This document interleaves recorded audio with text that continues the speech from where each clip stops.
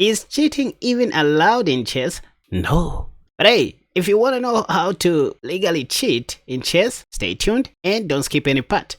First game with the Fianchetto Gambit. So I'm playing against a 21-23 rated opponent. And my goal in this video is to show you guys how I legally cheat in chess in order to improve my rating. I do this anytime I want to, and to achieve this, I just play my own dubious gambits that I believe my opponents aren't familiar with, like this. D5. I should be very fast. Queen D6 to protect my G6 pawn, and also to stop bishop F4.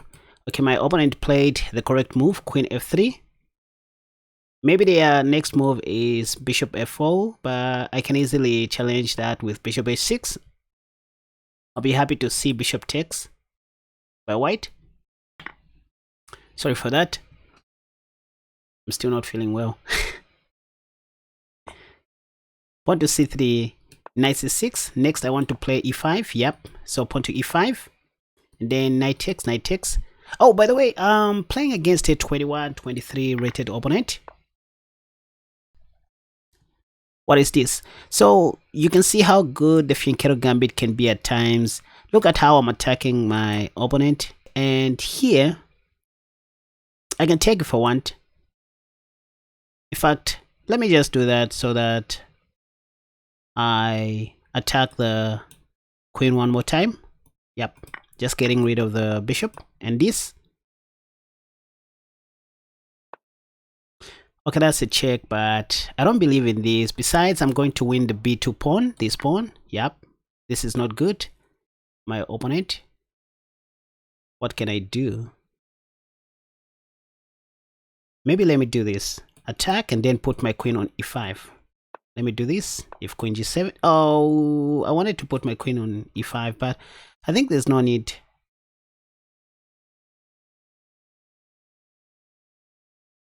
Why can't I just take? Yeah, let me just take. Why not? Why not bar and restaurant? And then take. Yeah, let me just take with my queen. Also defending my rook. So I'll just hide my king on f6. Yep, my opponent just resigned. So my Fianchetto Gambit paid off, you guys. There was nothing that my opponent was going to do. If knight d2, I was just going to give a check and I was going to win a free knight. That's why my opponent resigned. So let's play another game.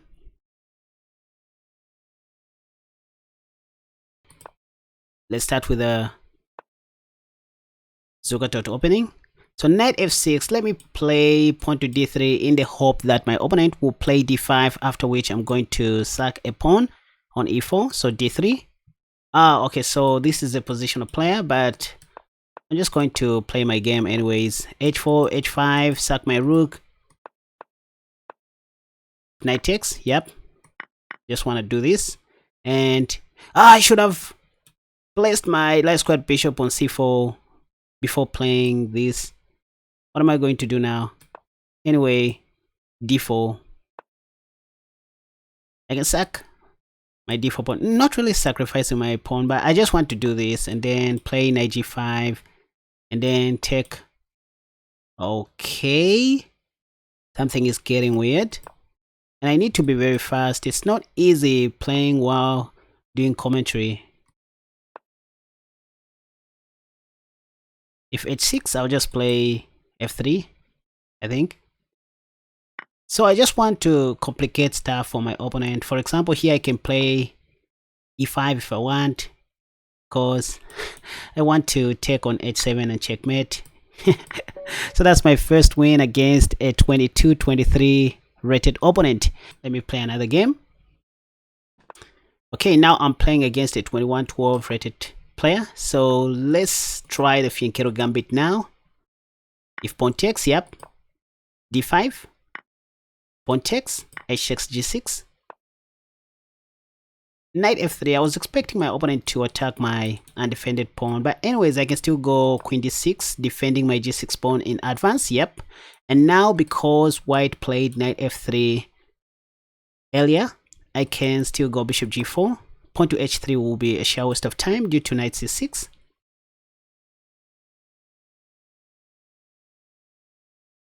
Knight c6.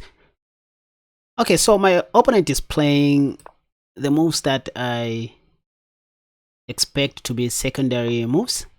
I don't understand this move, knight a3, but I guess the plan is to go knight b5 next. So let me go s6, stopping that.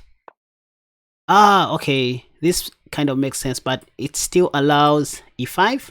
So I'll just take. Yep, now pressurizing this. If queen e2, I'll just take the knight on f3. Oh, there we see bishop, but I can just take and castle long to defend my d5 pawn.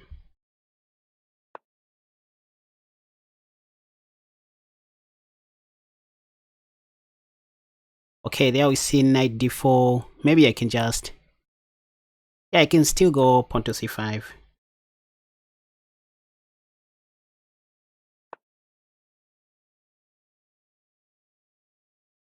Okay.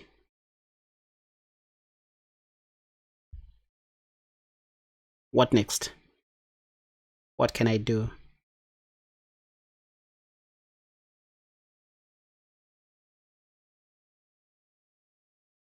Oh...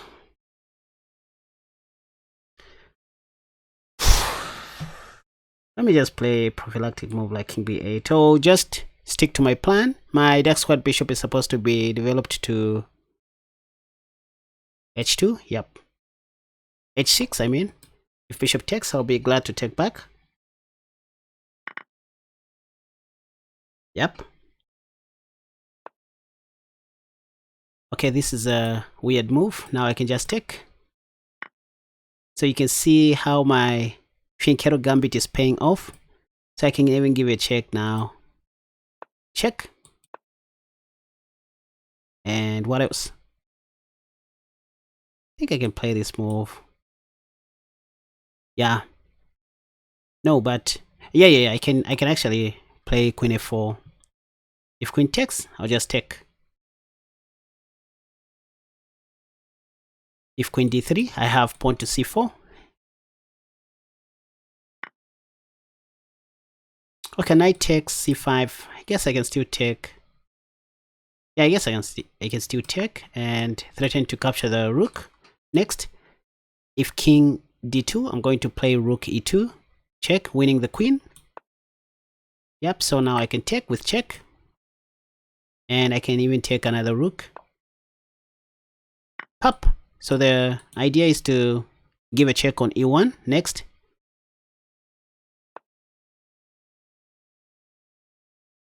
Yep, check. Should be very careful. There's a checkmate here. So should do something like give a check and mate. Next opponent.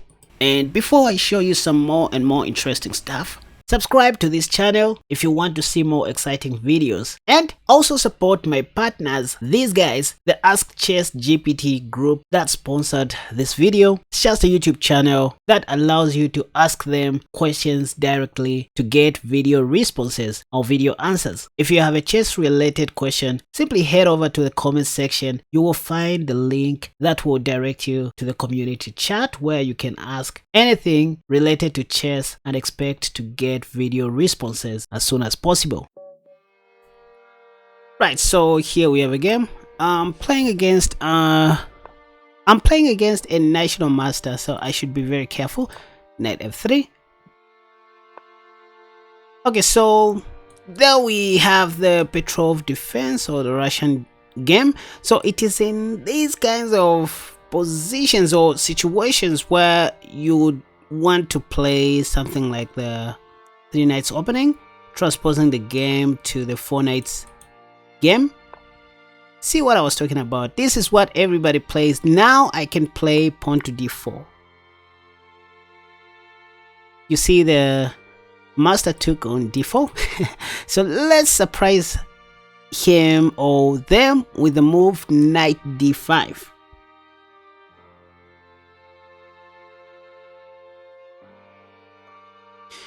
The top played move is knight takes e4. in the Lichess database. I don't know what my opponent is going to play now. By the way, I should mention to say my opponent is rated 2460, so not a child.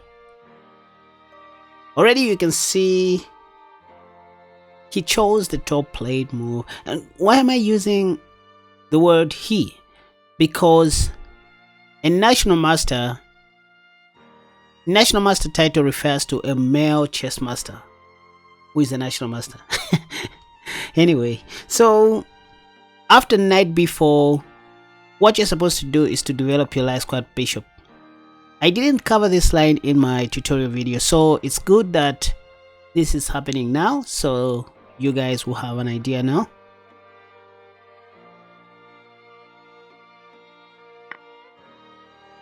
Yeah, after knight b takes d5, you're supposed to take back with your pawn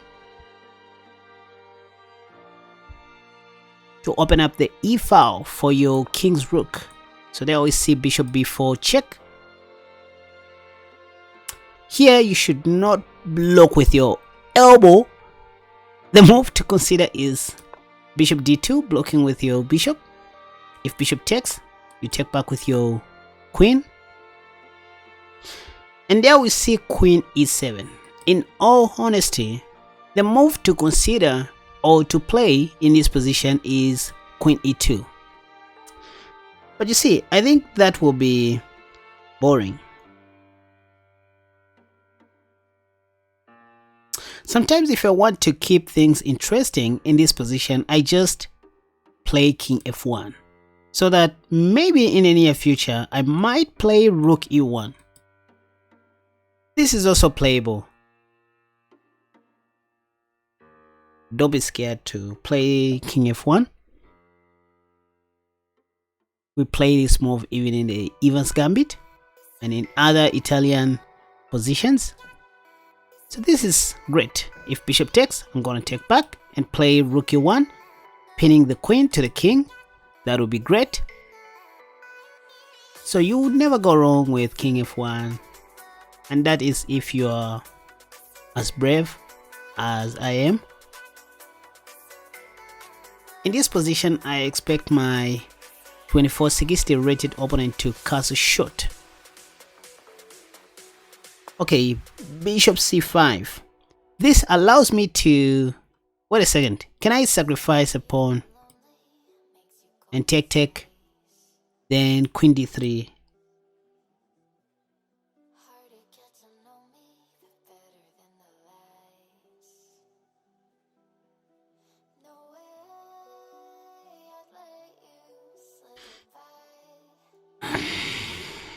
Okay, so I think let me just play c3. Why not? The whole idea is to let black take my pawn so that I can activate my dark squared bishop, or rather putting it on a good square, also paving way for my queen if you think about it. So this is a great move. Once again, not the perfect line in this world, but you know what I want to do, just to activate my queen's rook and then play pawn to h3 or even pawn to h4. But anyways, pawn to h3 makes a lot of sense, followed by g4. And now we see pawn to d6, so I can attack the queen.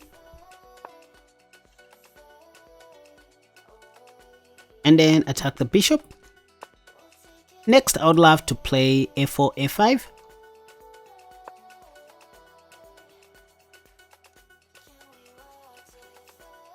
Wait a second. I think if I play a4, my opponent is going to play something like a5. So let me try knight g5. Why? Because that will create a checkmate threat after bishop takes and mate with my queen. So let me do this. And sometimes after pawn to h6, I love playing pawn to h4, then take with my h pawn on g5.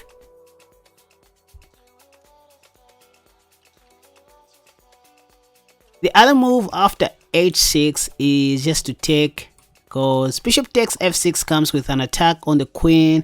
Okay, my opponent is wise enough to play the right move. So in this position, it's quite self-explanatory. If I play pawn to h4, my opponent will have time to play knight g4, double attacking my f2 pawn. That won't be great. So let me play h3 just to stop knight g4. So far so good.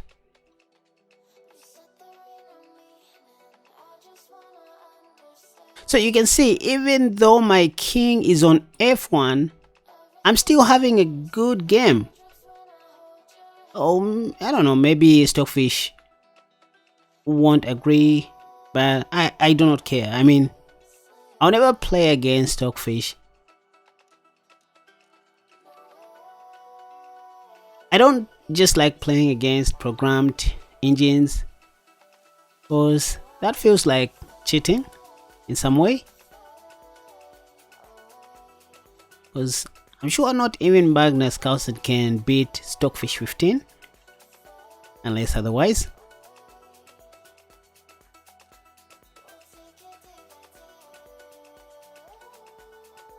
So the other move I'm thinking of in this position is something like pawn to g3, put my king on g2, activate my h-rook.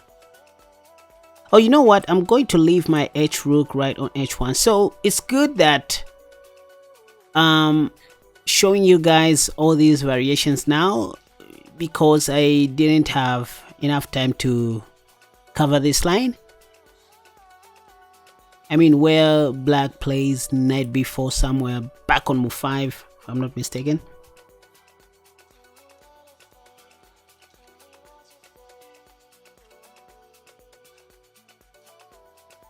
I mean, knight b4. What am I even talking about?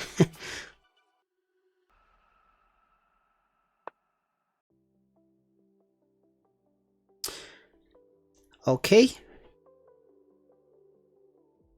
Knight h5.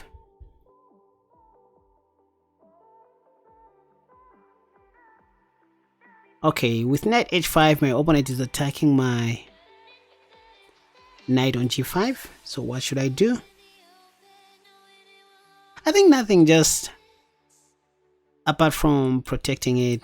I can't play pawn to f4 to protect my knight due to knight takes, so the only move that makes sense to me is queen d2, protecting my knight. And you see, I wouldn't mind playing knight e6 if black plays f6.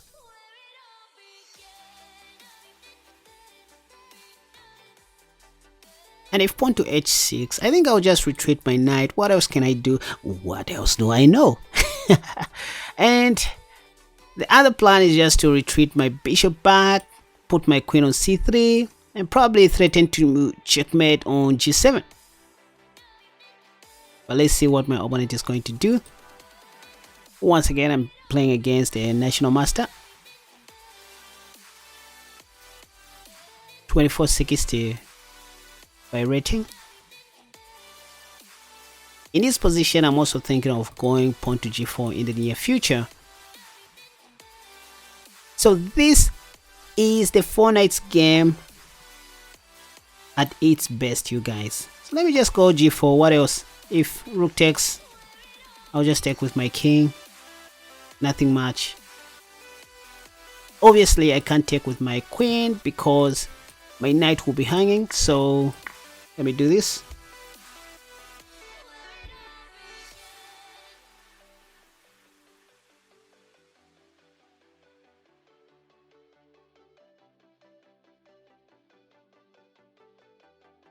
So far so good. I'm still enjoying. By the way, black's knight on h5 is still under attack. I played g4, remember?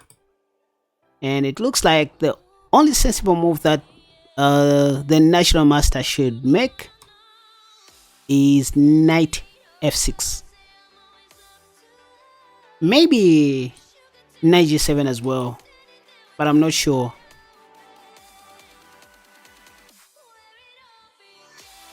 So you see what I was telling you in my yesterday's video, or in my last video, at times it's not really something to do with your chess openings. It has something to do with tactics. Chess is 99% tactics. Just ensure that you play your openings very safe and try to work for your meal in the middle game and in the end game. And that's what is happening in this game. If you think about it, we are just improvising, not following any established theory at all.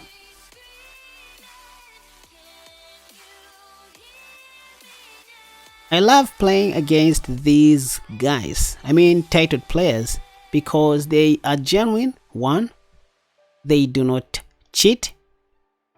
I mean, to the best of my knowledge, they are legit, and they calculate through all the moves.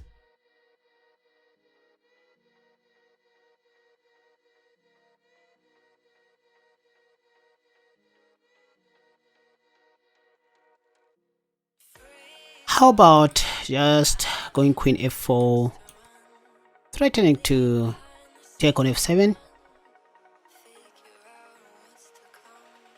So sometimes if you don't know what to do, just think of playing attacking moves.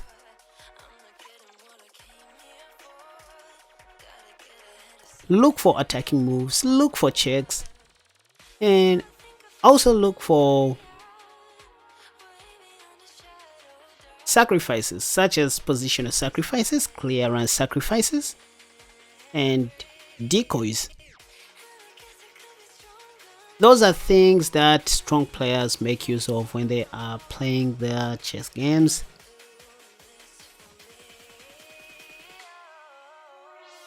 You don't just expect your opponents or all of your opponents to be blundering checkmates or mate in ones, mate in twos, or mate in threes. Just learn to work for your meal. That's where chess tactics comes in, or that's where chess tactics come in.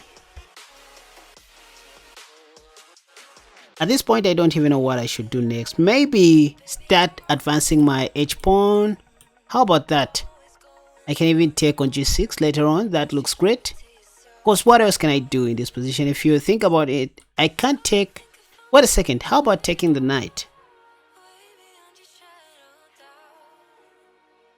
Oh, now that will bring black back into the game. After king takes, I won't have anything, I won't have any checks.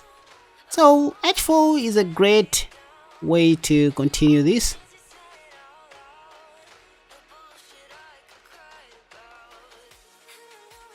I bet black is going to play h6, but I always have this move, knight e6. And I love the fact that my opponent is taking their time, not rushing for anything.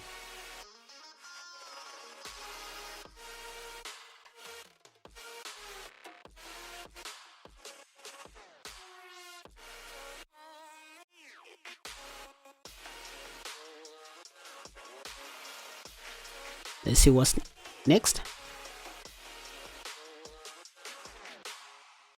I just love the 4 Knights game, you guys. It's very simple to play, easy to play, and easy to understand.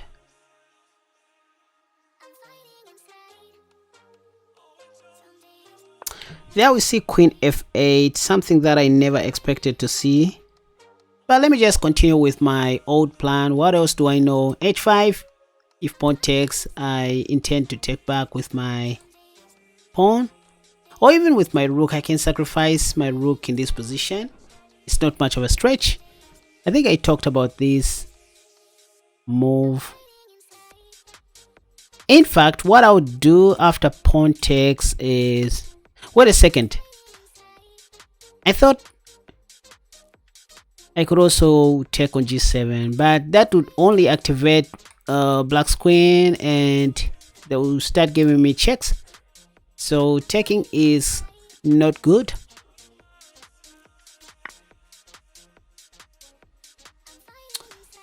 Okay.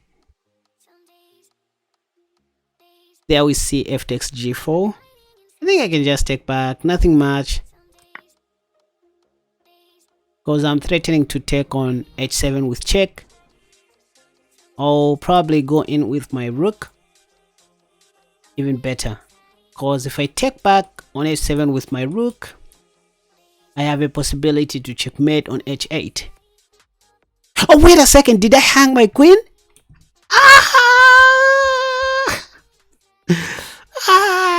Guys.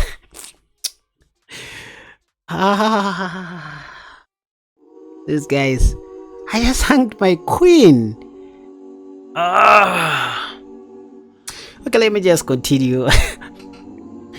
Okay, the thing is, I was busy giving commentary instead of calculating, should I resign or let me just try my luck. God. G takes h7 check. So let me just do whatever I can. Oh, wait a second. No, I should be winning this game. I can just take the knight and promote into a donkey if I want, right? There goes my savior, you guys. Out of the blues, out of nowhere. Now I can promote into a donkey or a Schwarzenegger if I want. Okay. Wow. Okay, that's great. I think this is checkmate now. Pop, check, and this, right? Oh, not quite right. Let me try. Pop. Oh, and then win the queen. I have bishop d3 check.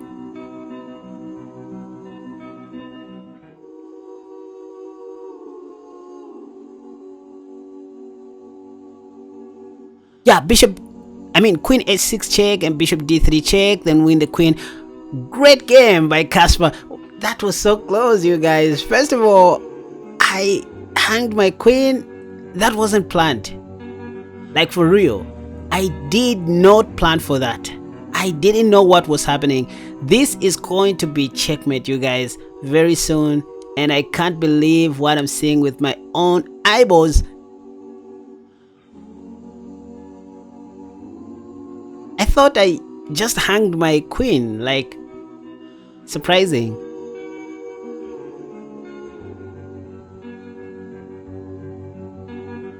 I'm happy to see this anyway. So inspiring. Yeah, now I can give a check. This is easy peasy. If king f5, bishop d3 check, and oh, wait a second. These guys can be tricky at times, but anyways, I have rook h5 check and this. Yep. So now I can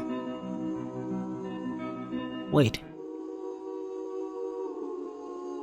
If I take, my opponent is going to take back with a queen, and this won't have met. Let me take my time. Oh, there's actually a mate in 2 in this position. Queen takes, king takes, and then rook checkmate, right? Wow. So look at this, you guys. Who am I? I'm very happy. Anyways, I'm very happy. I did not plan for all this, especially that I hanged my queen and still managed to redeem myself. Pop.